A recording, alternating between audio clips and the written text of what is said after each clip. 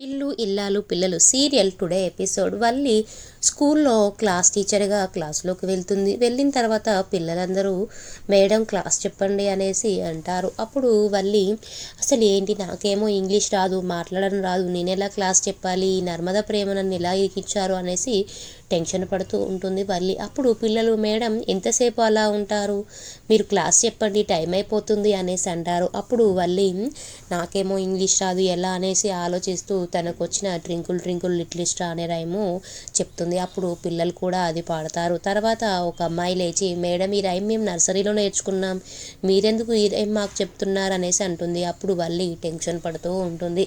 అవునా, మీరు అప్పుడే నేర్చుకున్నారా, నేను నేర్పించే వరకు ఆగకుండా నేర్చుకున్నారా అనేసి అంటుంది. ఆ లోపే టైం అవుతుంది. తర్వాత వల్లి బయటికి వస్తుంది. వల్లి బయటికి వచ్చిన తర్వాత భాగ్యం ఆనందరావు ఇద్దరు వల్లి కోసం స్కూల్కి వస్తారు. అప్పుడు వల్లి చాలా టెన్షన్ పడుతూ వస్తుంది. వచ్చి అమ్మ నీ వల్లే అమ్మ ఈ టెన్షన్ అంతా నాకు, ఆ రోజు మామయ్య గారితో ఎంఏ ఇంగ్లీష్ చదువుకుంది మా కూతురు అనేసి గొప్పలు చెప్పావు, ఇప్పుడేమో నేను ఎంత టెన్షన్ పడుతున్నాను, ఆ నర్మద ప్రేమ నన్ను ఇరికిచ్చారమ్మా, స్కూల్లోకి వెళ్తేనేమో నాకు అది చదవడం రాదు, మళ్ళీ మాట్లాడడం రాదు, పిల్లలకి ఏం చెప్పాలో అర్థం కాక ఇంతసేపు టెన్షన్ పడుతూ ఉన్నానమ్మా అనేసి చెప్తుంది. అప్పుడు భాగ్యం అమ్మ నువ్వు టెన్షన్లో ఉన్నావు, మేము కూడా టెన్షన్లో ఉన్నామమ్మ, విశ్వ మనుషులను పెట్టి మమ్మల్ని తరుముతున్నాడమ్మా, ఇప్పుడు ఏం చేయాలి అనేసి అడుగుతుంది. అప్పుడు వల్లి అమ్మ నీ వల్లే ఇదంతా జరిగింది అనేసి అంటుంది.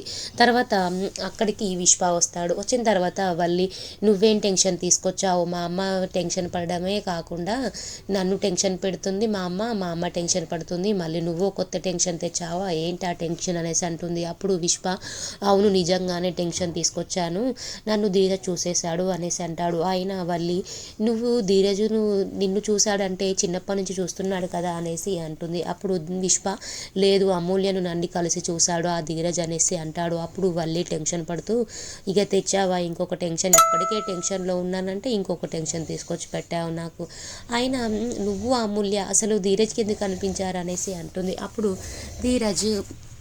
ధీరజ్ మాత్రం అస్సలు ఊరుకోడు, మా మామయ్యకి చెప్పకుండా ఊరుకోడు, అదే చందు అంటే ఎలాగో అలా ఊరుకున్నాడు కానీ ధీరజ్ మాత్రం ఊరుకోడు అనేసి అంటుంది. అప్పుడు విశ్వ ఏదో ఒక ఐడియా చెప్పు మరి ఇంట్లో గొడవ కాకుండా అనేసి అంటుంది. అప్పుడు భాగ్యం విశ్వకి కొన్ని ఐడియాస్ చెప్తుంది. అప్పుడు విశ్వ ఆ ఐడియాని ఫాలో అవుతాడు. అప్పుడు విశ్వ ప్రేమ నడుచుకుంటూ వస్తుంటే ప్రేమ దగ్గరికి వెళ్ళి ప్రేమ నీతో ఒక విషయం మాట్లాడాలి అంటాడు. అప్పుడు ప్రేమ నాకు తెలుసులే అన్నయ్య నువ్వేం మాట్లాడతావో, నన్ను ఇంటికి రమ్మంటావు, నేను రానన్నయ్య అంటుంది. అప్పుడు విశ్వ లేదు ప్రేమ ఇంటికి రమ్మని కాదు, నేను అమూల్య గురించి మాట్లాడాలి నీతో అనేసి అంటాడు. అప్పుడు అమూల్య గురించి ఏంటిరా అనేసి మాట్లాడుతుంది విశ్వతో ప్రేమ. అప్పుడు విశ్వ అమూల్య నన్ను ప్రేమిస్తుంది, అమూల్య నన్నే పెళ్లి చేసుకుంటా అంటుంది, నేనేమో వద్దు అంటున్నాను, కానీ అమూల్య మాత్రం నువ్వు పెళ్లి చేసుకోకపోతే నేను ప్రాణాలు తీసుకుంటాను అనేసి అంటుంది.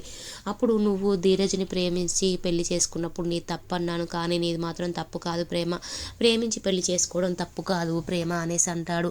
అని అమూల్య మాత్రం నన్ను పెళ్లి చేసుకోకపోతే ప్రాణాలు తీసుకుంటున్నా అంటుంది, నువ్వే ఎలాగైనా తనకి సర్దు చెప్పాలి అనేసి అంటాడు. అనేసరికి ఆ దూరం నుంచి వెళ్ళి ధీరజ్ వస్తూ ఉంటాడు. వచ్చి ధీరజ్ విశ్వాని కొడతాడు. కొట్టిన తర్వాత ప్రేమ ధీరజ్ని ఆపుతుంది. ప్రేమ చెంప మీద కొడుతుంది ధీరజ్ని. తర్వాత ధీరజ్ ప్రేమని కూడా చెంప మీద కొడతాడు. అసలు వాడు ఏం చేశాడో నీకు తెలుసా, మా చెల్లిని ఎలా ట్రాప్లో దించాడు వాడు, లేదంటే మా చెల్లి వాడి బండి మీద ఎందుకు వెళ్తుంది అనేసి అంటాడు. అప్పుడు ప్రేమ నేను చెప్పేది వింటావా వినవా అనేసి సీరియస్గా అంటుంది. అని విశ్వాని అక్కడి నుంచి పంపిస్తుంది. తర్వాత భాగ్యం అలాగే వల్లి ఆనందరావు ముగ్గురు విశ్వ కూడా ఎలాగైనా అమూల్య బండి మీద పోతుంటే నర్మద కూడా చూడాలని ప్లాన్ చేస్తారు. అప్పుడు నర్మద ఆఫీస్ అయిపోయి అక్కడి నుంచి బస్టాండ్ దగ్గర నిలబడేసరికి విశ్వ అలాగే అమూల్య ఇద్దరు బండి మీద పోయేది చూస్తుంది నర్మద. చూసి నర్మద అసలు ఏంటి అమూల్య ఏంటి మా శత్రువు అయినటువంటి వాళ్ళ భద్రావతి వాళ్ళ